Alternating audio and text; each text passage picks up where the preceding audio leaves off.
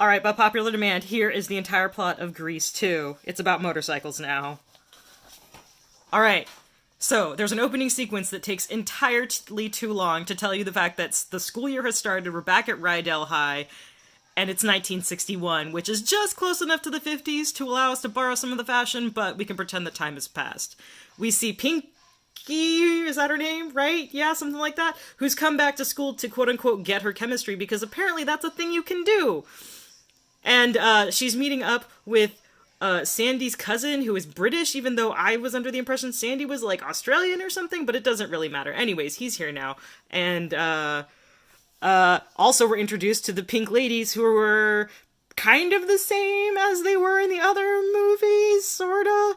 But there's a lot of talk about how Michelle Pfeiffer's character isn't interested in dating her old boyfriend from the T-Birds, and that's apparently against the rules, and there's a lot to talk about there, but we have to move on and introduce the T-Birds, who I remember as a main guy, real tall guy, Revenge of the Nerds, and Samwell. And anyways, they're there also, and they think they're really cool, but they've definitely lost something from Grease 1. They're definitely not as cool, probably because of the downgrade down to motorcycles. Anyways, there's a talent show, and British guy is going to be playing the piano for the talent show. I don't know what their plan was if he didn't transfer to the school. I don't know who was going to be playing the music for the talent show, but I guess it's a good thing he showed up. Anyways, he's at the rehearsal for the talent show, and he's like, holy shit, is that Michelle Pfeiffer pretending to be a Christmas tree? And sure enough, it is. And he's like, hey, girl, do you want to, like, maybe go out? And she's like, no, because you're a nerd, and I only want to date a super cool guy. And then she gets on a ladder to sing about it for enough time, and he's like, okay, well, then I guess I better become a cool guy and get a motorcycle, because that's what cool guys have. So he starts a business where he sells essays to basically all of the T-Birds, and it's kind of an underrated sequence because he's writing all their papers, and individually, none of the T-Birds know that he's writing them for other people, and so they're all like, you have to keep it on the down low, because I have to protect my reputation, even though they're all doing the same thing, and it's kind of funny, but that totally gets glossed over in the entire movie. And eventually, he saves up enough money to buy a motorcycle, and then he takes it to a field, and he practices with it a lot, and there's a training montage, and then he gets super awesome at it, because apparently nobody else has ever thought to practice riding a motorcycle before riding it. And then he goes to the bowling alley one night when everybody's there, and he starts doing all these tricks, and everybody's like, holy shit, I have to jump on a car to talk about how cool that guy riding the motorcycle is. And they get on top of the cars, and they sing about it for a long time. And then Michelle Pfeiffer sees him doing that, but nobody knows who he is because he's wearing this helmet. But later on, they're at a diner because she's failing English, and he's tutoring her and helping her with her Hamlet essay while they eat hamburgers that have no ketchup on them.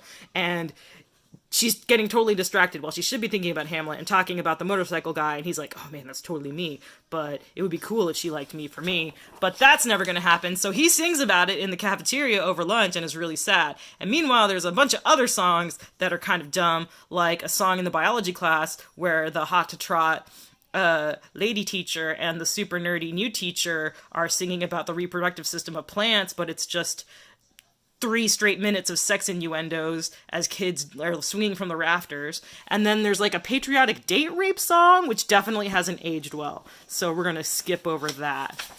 Anyways, it's the night of the talent show, and Mr. British Cool Riders shows up, but the bad guys that he insulted at the bowling alley also show up, and so he has to ride away, and he ends up jumping over this cliff while everybody looks, and they're like, oh my god, that was amazing, did he make the jump? We can't see him, I don't see him at the bottom of the ravine, but I don't see him across there, and they're like, yeah, he's dead, he died. And that was really upsetting to Michelle Pfeiffer, and so the talent show goes on, and when it's her turn to come up, she just starts singing like a totally wrong song that apparently we're supposed to believe she's making up on the spot about how sad she is that her kind of sort of boyfriend died. And then she has this dream sequence where they're like talking over a bunch of destroyed motorcycles, and he's like, it's okay that I'm dead because you're gonna keep my love alive, and even though you didn't know who I was or even know my name, this seems healthy. And she's like, yeah. And then later on, there's like a graduation party that's luau themed, and all of her friends and everybody, they're all like wearing grass skirts and they're all excited to be there. And she's wearing a fucking sweatshirt because she's having a Peter B. Parker breakdown, and they still expect her to like come and like shake pom-poms and have fun with everybody. But then out of nowhere, the motorcycle guy shows up and he jumps over an above ground pool, which is apparently too tricky for the bad guys, and they all drive their bikes into the pool, and that, I guess, kills them because they're not a problem anymore. And then it turns out that it's a dreamy British guy, and the other T-Birds are like, well, we guessed you're cool enough, so we're gonna give you a leather jacket, even though you could totally have bought one at literally any store. And that means you're a T-Bird now, and that means that Michelle Pfeiffer can date you, even though, like, graduation is, like, in a week or whatever, and Michelle Pfeiffer's character is like, great, the system works, and then their boyfriend and girlfriend probably for the summer, I guess, let's be optimistic. And then there's an ending sequence where there's like snapshots of everybody like jumping in the air, and they're like, oh look, these people were paired off at the end, and oh, that one T-Bird really did like the kind of chubby girl, and she didn't need to try so hard. And also there's a weird implication that the weird super short guy maybe started dating an incoming freshman, but let's not talk about that. And yeah, that's the story of Grease 2.